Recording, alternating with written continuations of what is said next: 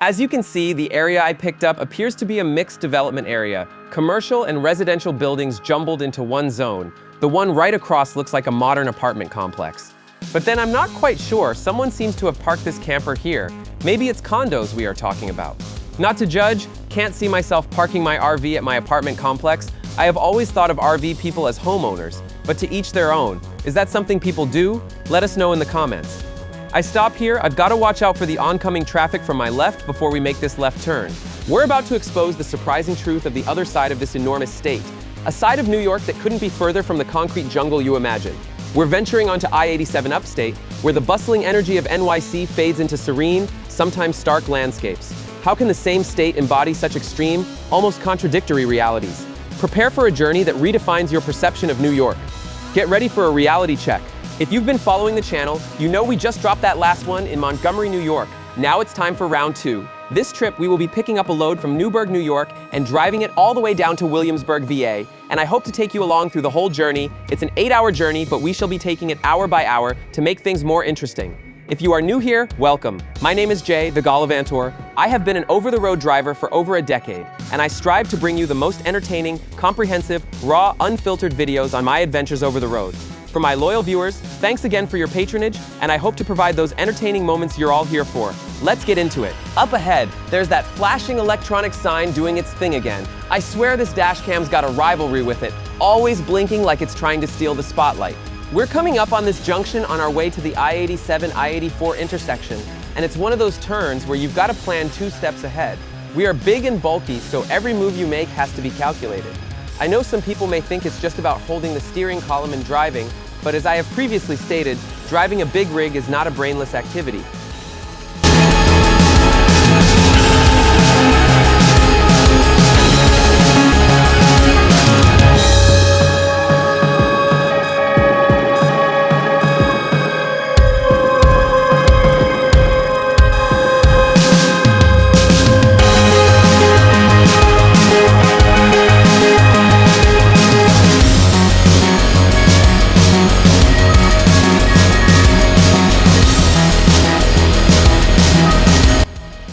This street's got that tight East Coast vibe, narrow, busy, and barely enough room to breathe. Not the worst I've seen, but it'll keep you on edge. First thing I always check, are trucks even allowed here? Because trust me, if they weren't, that'd turn into a full-blown nightmare real quick. And trying to turn around? That's the kind of move that makes you sweat in places you didn't even know could sweat. Luckily, the Amazon guy just gave me the nod. Routes truck friendly. Time to roll.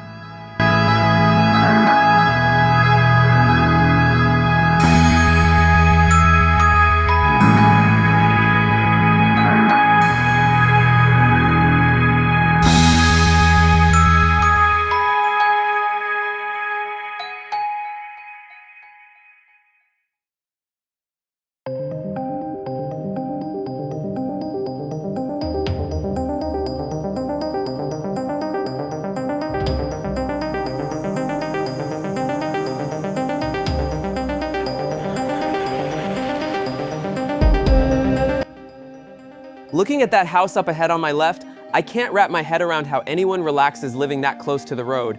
Maybe it's a business, hard to tell, but I've seen plenty like it in my drives. And every time, I just think, no way. I'd be too nervous to sleep, picturing some car veering off right through the living room.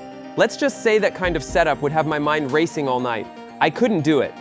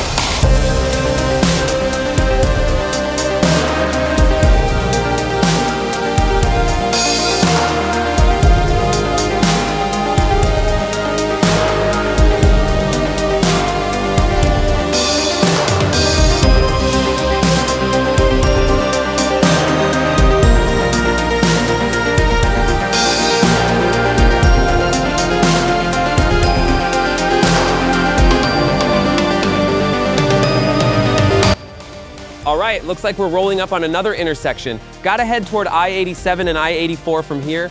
I ease off the pedal, wait out the light, and once it flips green, I make my turn.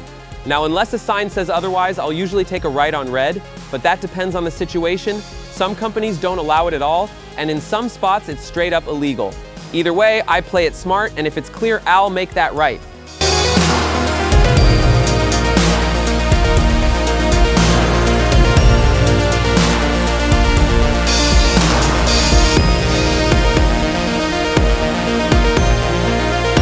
All right, watch what's about to go down. Bam. Pure insanity. There's no excuse for this kind of move. What if you misjudge it and that oncoming car's just a little faster than you think? You hit this rig, it's game over. So yeah, don't be that bonehead. And just so we're clear, that solid yellow line, it's there for a reason. You don't cross it. Anyway, let me introduce you to a phenomenon I've named FOFT, fear of following trucks. I've noticed over time that most passenger car drivers can't stand being stuck behind a semi. You'll see it happen over and over in my footage. That impatience makes them do some wild, reckless stuff. I call it out every time because trust me, this isn't just a theory. It's real, and you'll see it for yourself.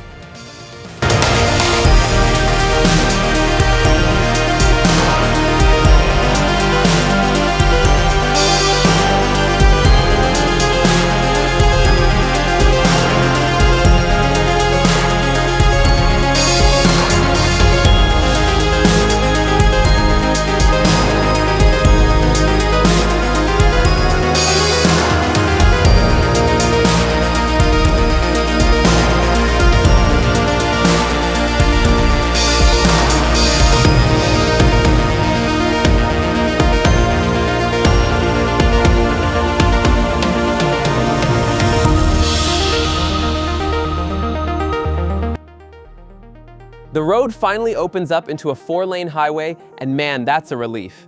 I slide over to the right, and I'm pretty sure everyone behind me is breathing easier too.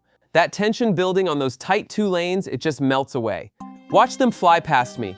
I swear I hate those narrow stretches, but it's all good. Soon I'll be off this road and back where I belong, wide open lanes, clean air, and that sweet feeling of freedom.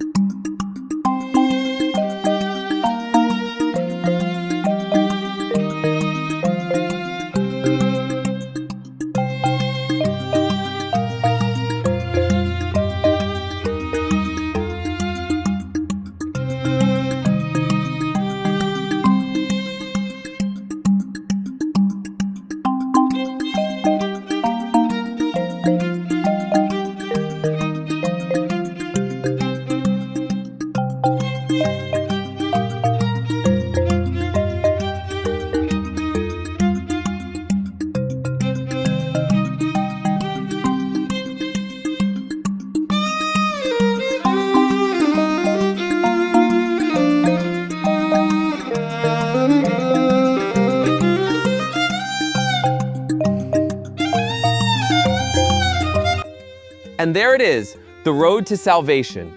As I climb up to merge onto the highway, you can almost feel the relief in the air, that little bit of unclenching after miles of tight turns. Up ahead, the highway's wide open, not much traffic this hour. I'll take that blessing while it lasts, because I know the real gridlock's waiting somewhere up ahead. But for now, I'm gonna enjoy this stretch of peace.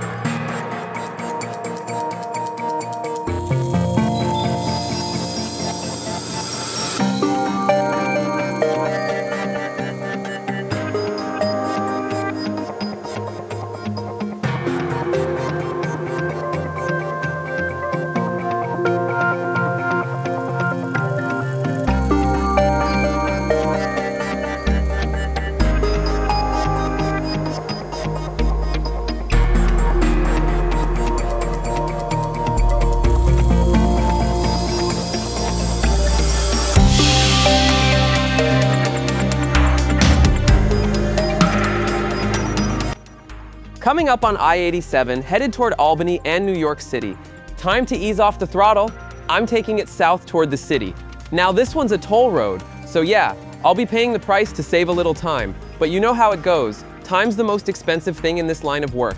Every minute counts. And as I always say, scared money doesn't make money.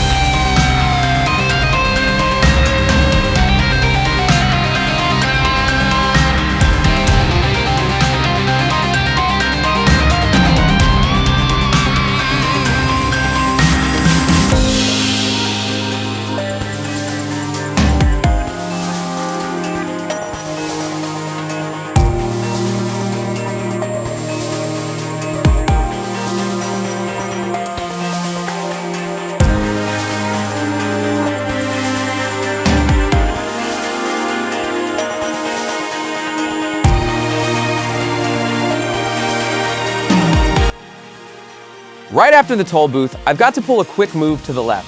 Otherwise, I'm stuck heading to Albany. And that ain't happening today. Out here on the East Coast, when you're behind the wheel of a big rig, these last-second lane shifts are part of the game. They hit you right after almost every toll booth, so your head's gotta stay on a swivel. Cars flying by, everyone's scrambling to merge at once. During rush hour, it's chaos, pure and simple. But hey, this is where good drivers are forged in the fire of highway madness. Years of experience, steady nerves, and just like that, I glide through it all, smooth as a hot knife through butter.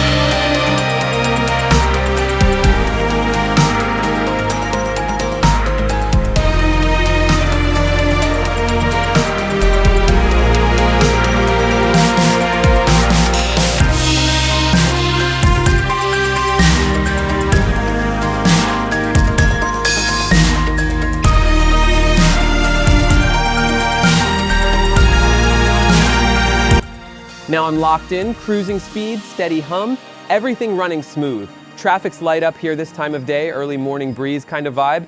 See that car flying by? Yeah, this highway doesn't split speeds between trucks and cars. Everyone runs together, same limit, same risk. But this is New York. We all know state police don't play, so that odometer stays right where it should. From here, almost all the way down to the city, it's mostly open country, what they call upstate New York. Wide stretches, calm scenery, the kind of drive that clears your head before you hit the chaos of that concrete jungle ahead.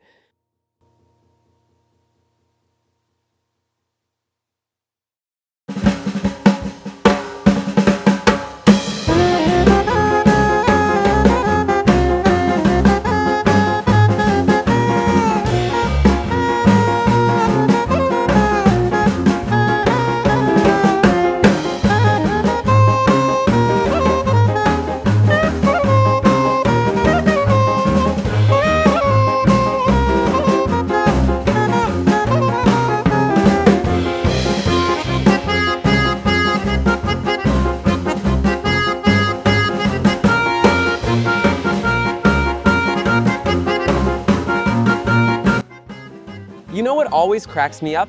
Everybody thinks New York begins and ends with Manhattan. Like the whole state's just skyscrapers, taxis, and bagels. But spend a little time on this road and you realize the city's only standing because of everything happening out here and other places like this that surround it and even far beyond the state borders. Most folks don't even know that nearly a quarter of this state, about 1 out of every 4 acres, is farmland. Over 30,000 farms keep the grocery shelves full, the restaurants fancy, and the markets buzzing. That milk in your latte? Upstate. That cheese on your pizza? Upstate. Even the power that keeps the lights of Times Square glowing all night, half of that comes from hydro dams and wind farms way north of the skyline. The wild part is, we're losing those farms fast. New York has lost almost 400,000 acres of farmland in just a few years. That's not just empty space disappearing. That's people, families, and livelihoods fading into for sale signs and construction fences. You start to wonder, if Upstate's the engine that feeds the city, what happens when that engine sputters out? So here's my question to you. Who's the real New Yorker? The one plating the food or the one growing it?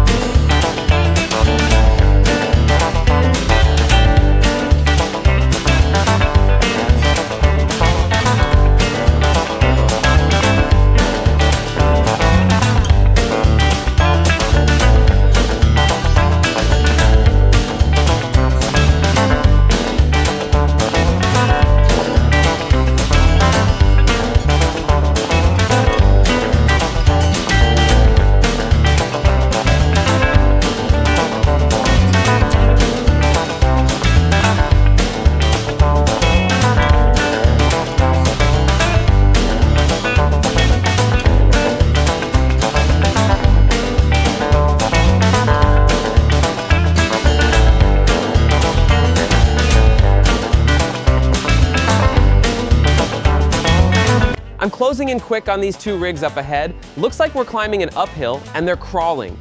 Time to make a move. Quick scan of the passing lane. Clear. I ease over to the left and roll past them smoothly. A couple more slow movers up ahead, so I hold the lane just a little longer, then drift back into my spot as nothing happened. Back to our regularly scheduled program. You know, if you drive this route long enough, you can literally feel the state breathe. Up here, it's calm, trees swaying, air clean, roads open. Then you get closer to the city, and it's like everyone's inhaling at once. Tight lanes, tight shoulders, tight faces. It's not just geography, it's psychology. Upstate exhales, downstate clenches. You look around and realize the air, the light, even the way people drive changes mile by mile. Out here, time stretches, down there, time sprints. And yet, those two halves of New York need each other. One supplies the resources, the other burns through them. It's like lungs and heart, different jobs, same body. But here's the thing, that breathing line is starting to fade. Every year, suburbia creeps a little further north. You blink and another cornfield turns into condos. So tell me, is New York still two different worlds sharing one name, or are we watching them slowly fuse into something unrecognizable?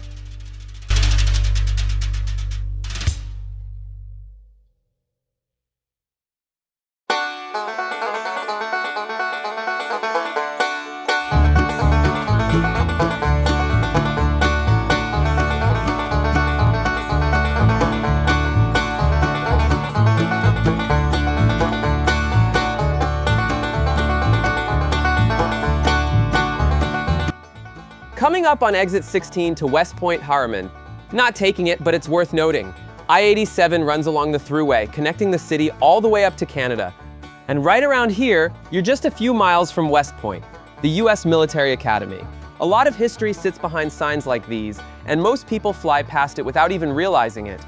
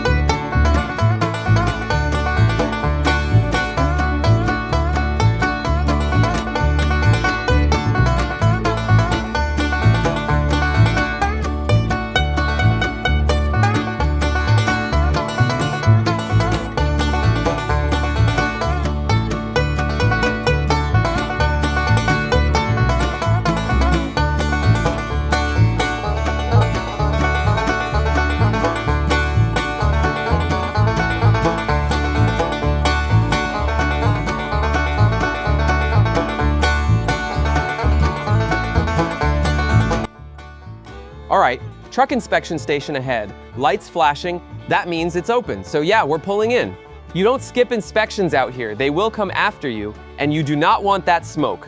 Lucky for me, it looks like they're busy today. I'm not on the menu. I ease back onto the highway, and traffic is starting to thicken. It'll only get heavier the closer we get to the city. Now, a quick question. Have you ever wondered how New York City got the nickname the Big Apple? Most people don't know this. It came from horse racing slang in the 1920s. Big prizes were called Big Apples, and the city became the biggest prize. But let me ask you something real. Do you still think New York is a dreamer's paradise these days? Drop your thoughts in the comments. I'd love to hear them.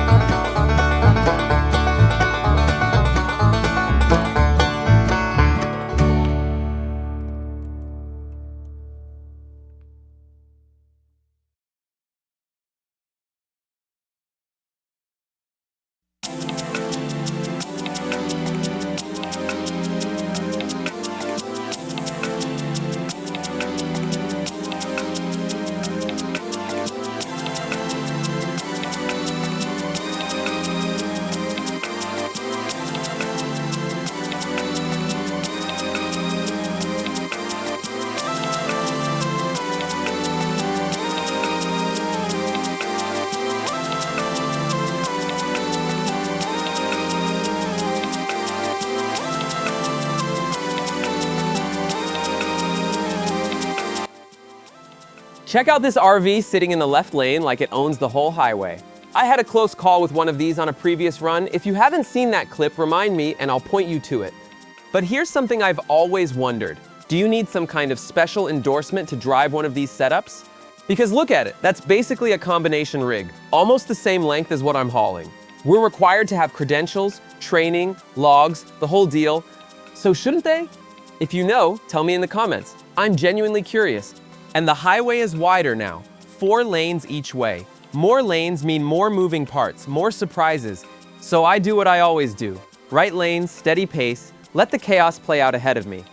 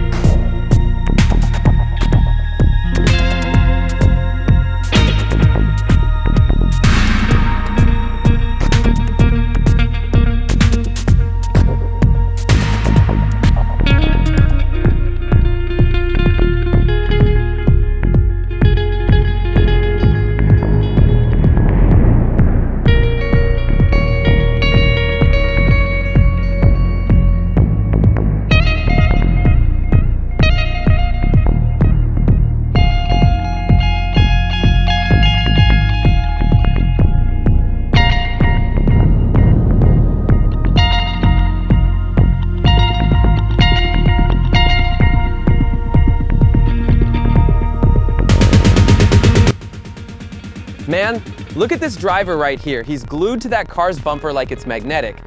At these speeds, that's just asking for trouble. And I'll never understand tailgating when you're hauling weight like this. One wrong move and your whole life changes. Now I get it. Sometimes heavy traffic forces tight gaps. Happens to all of us. But this is not traffic pressure. This is a choice. And it makes me think about something. The way people drive says a lot about where they live. Up here, space is peace. Long sight lines, patience, and room to think. Closer to the city, space is profit. Everybody is fighting for inches. And here's the question I want you to sit with. Would you rather live somewhere with room to breathe? Or somewhere where everything is one arm's reach away?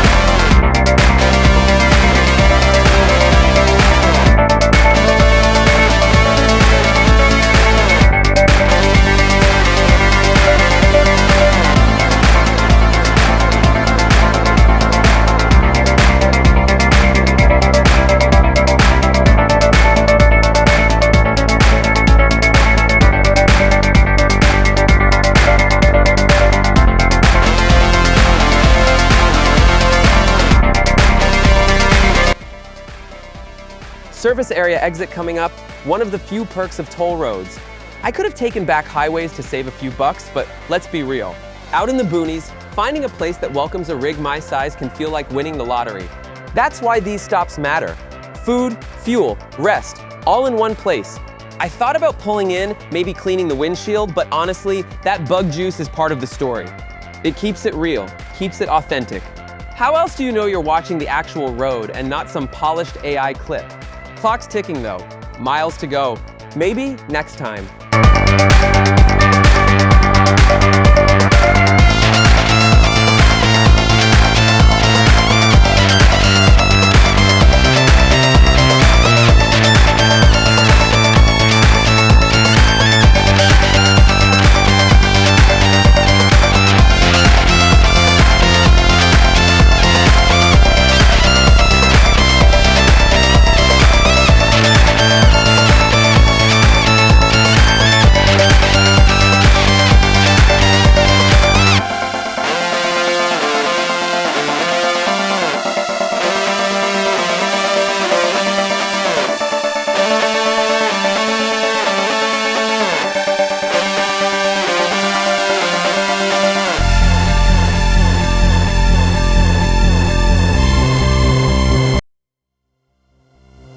Up ahead is a tandem area, not about sliding axles. This is where combo rig drivers adjust, drop, or swap trailers before hitting tighter routes. These places are like the hidden backbone of freight. Loads get split, swapped, and kept legal before weigh stations. You'll see these mostly on the East Coast, especially near tollways and major corridors. Most people drive past and never know. Now, quick side question. Does anybody want to explain why the front tires on that truck passing me look like they're spinning backward? I know y'all have seen that illusion before. It's like the Matrix glitches for a second. If you know what causes that, drop it in the comments because it always messes with my head. Exit 15A coming up to Highway 17 South, Highway 59 towards Sloatsburg and Suffern.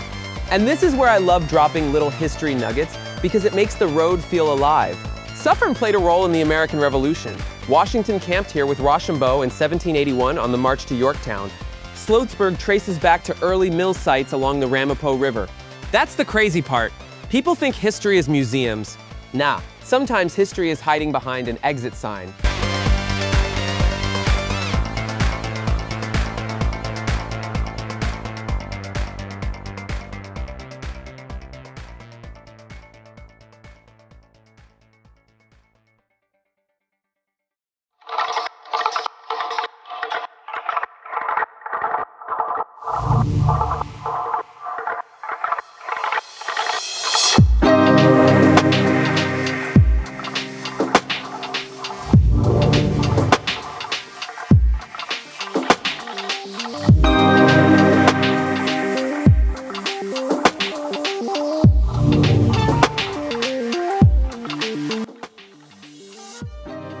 All right, setting up for exit 15B, that's my off-ramp to I-287 South. This route swings me around New York City, cuts through New Jersey, and links me back up with I-95 South on the far side. I ease past this white car and slide over to the right for the turn. Because trust me, rolling straight through NYC right now, that's asking for pain. With rush hour creeping in, that'd turn into a parking lot on wheels. We'll take the smart way, keep the wheels moving and the stress low. By the way, here's a fun one. Ask 10 people what comes to mind when you say New York. Mine will picture skyscrapers, cabs, and crowded sidewalks. But drive 1 hour north, you'll find cows, corn, and quiet. Almost a quarter of this whole state is farmland, yet that version of New York barely makes the headlines. It's like two siblings who share a last name but never talk. Some say we should just embrace both halves, the hustle and the hush. But I don't know, can one name really hold two worlds that different? So what's your New York? The one you visit or the one you pass by?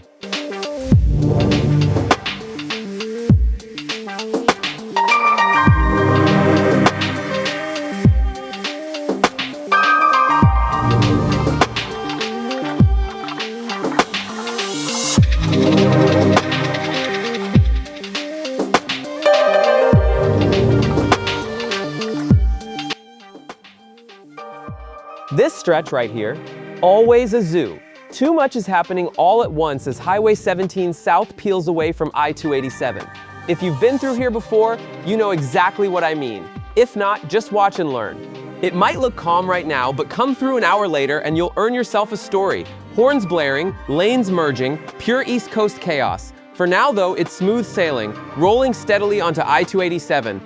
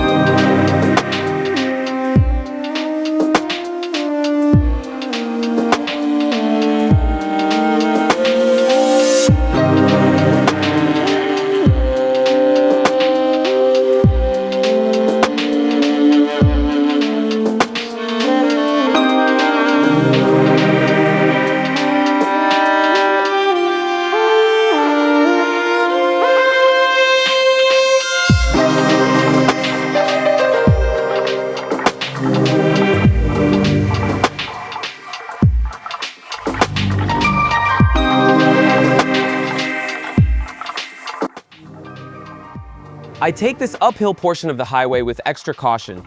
Sometimes you'll see semis parked on the shoulder, and when traffic picks up, this whole stretch can come to a crawl. Truck lanes start out multiple and wide, then squeeze back down into 2 lanes. That squeeze point is where surprises happen. So yeah, eyes open, foot steady, patience ready.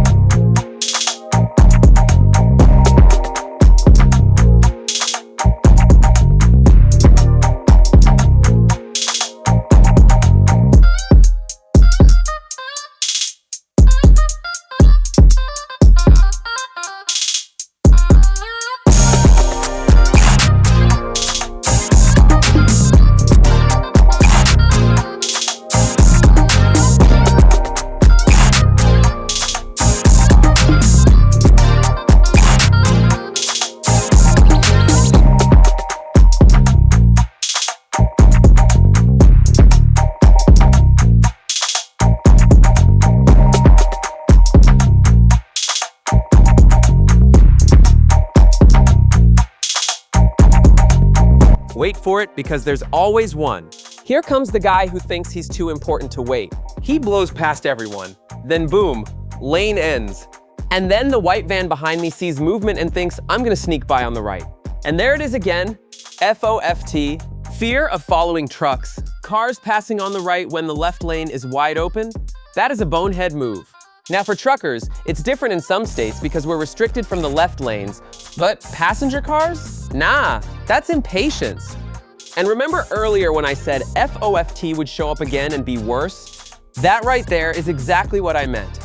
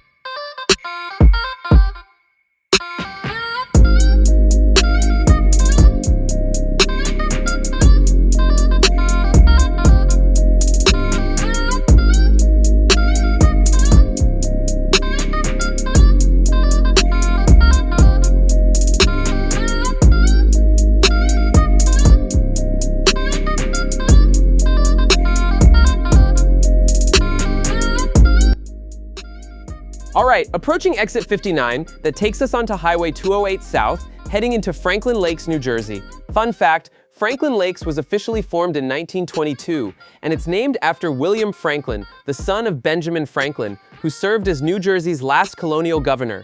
It's one of those upscale, peaceful boroughs. You wouldn't expect this kind of sophistication just off a busy highway, but hey, that's the East Coast for you. Let's roll.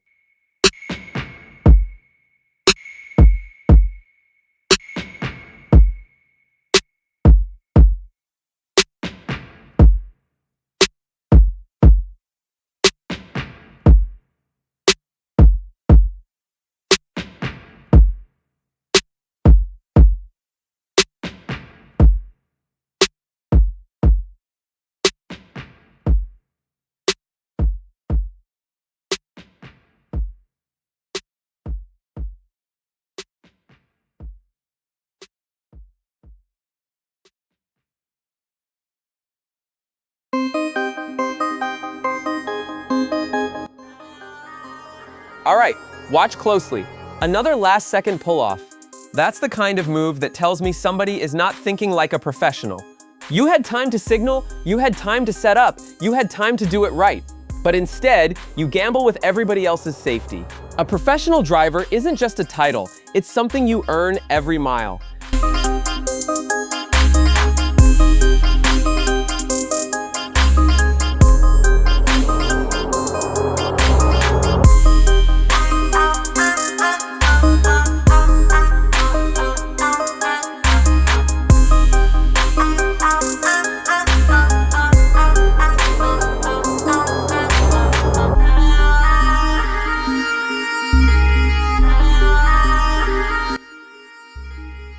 Coming up on exit 57 for Skyline Drive and Ringwood, New Jersey. Then just ahead, exit 58 for Highway 202 into Oakland, New Jersey. Here's what you might not know. Ringwood sits in the Ramapo Mountains and once hosted one of the most significant iron-making operations in the colonies. Its furnaces powered the Revolutionary War effort. Meanwhile, Oakland has roots as a summer resort town back in the early 1900s. Vacationers packed in when the Ramapo River banks were packed with bungalows and music-filled venues. So yeah, two towns that sound mellow, but as I have regularly stated before, every exit off this highway has its own story.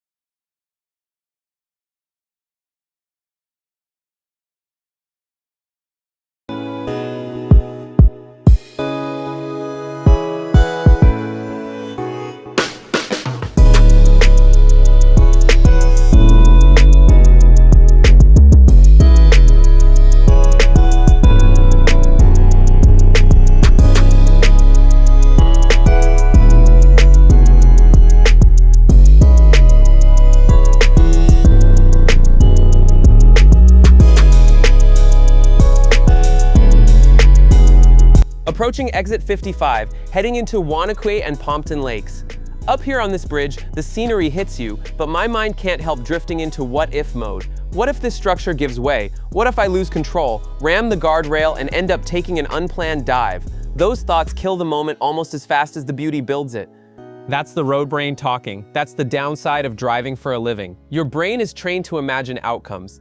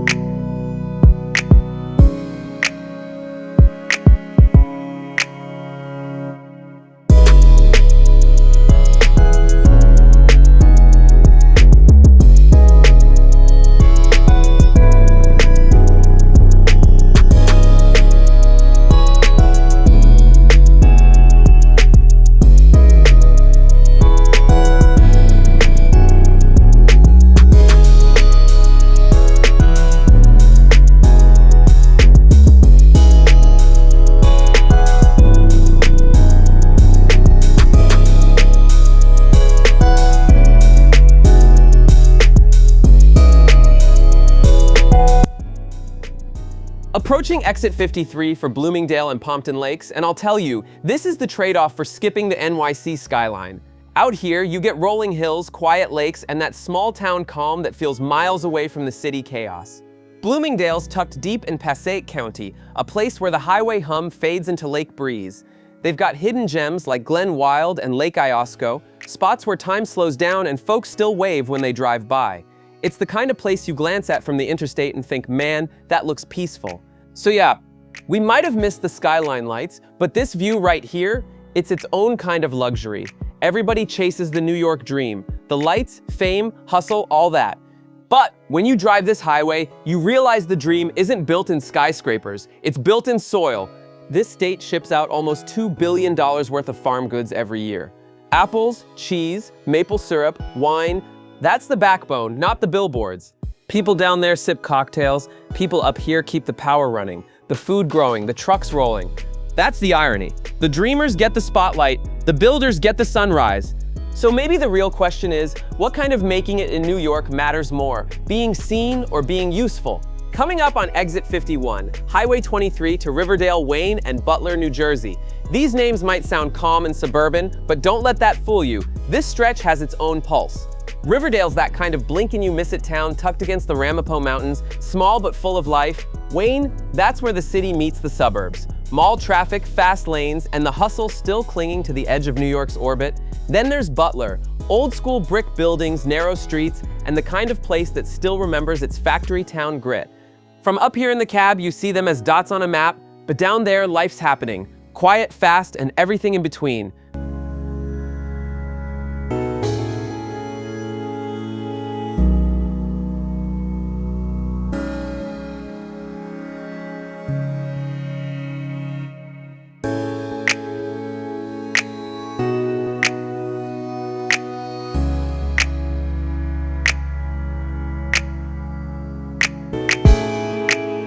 Hitting the truck climbing lane now. Gotta stay humble on the uphill. We're the slower traffic here, and as you can see, that flatbed just breezed by. Another reason I live in the right lane.